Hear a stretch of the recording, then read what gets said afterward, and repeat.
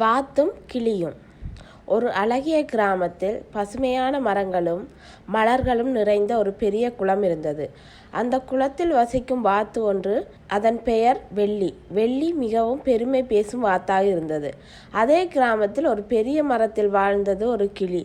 அதன் பெயர் கீர்த்தி. கீர்த்தி மிகவும் புத்திசாலியாகவும் அனைவரிடமும் அன்பாகவும் பழகும்.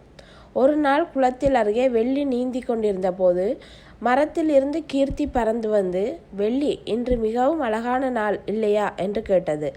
ஆனால் வெள்ளி திமிராக, ஓ கீர்த்தி, நீ ஒரு சாதாரண கிளி, உன்னால் என்னை போல் இந்த குளத்தில் நீந்த முடியாது.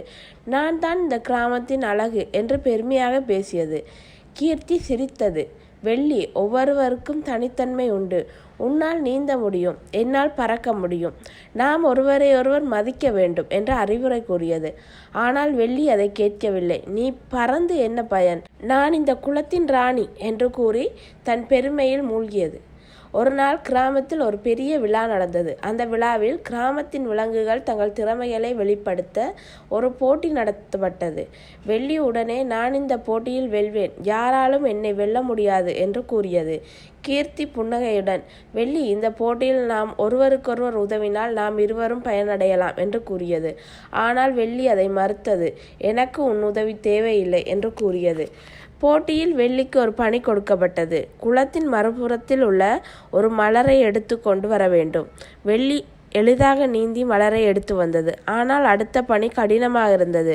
ஒரு உயரமான மரத்தின் உச்சத்தில் இருந்து ஒரு பழத்தை எடுத்து வர வேண்டும்.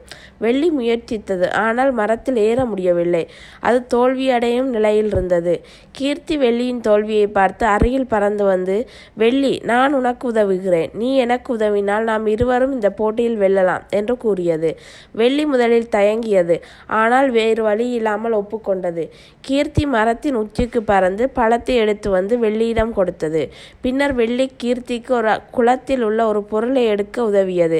இப்படி இருவரும் ஒருவருக்கொருவர் உதவி செய்து போட்டியில் வெற்றி பெற்றனர். கிராம மக்கள் அவர்களின் ஒற்றுமையை பாராட்டினர். கதையின் முடிவில் வெள்ளி தன் தவறை உணர்ந்தது. கீர்த்தி, நான் பெருமை பேசியது தவறு. உன்னுடைய அன்பையும் புத்திசாலித்தனத்தையும் நான் மதிக்கவில்லை.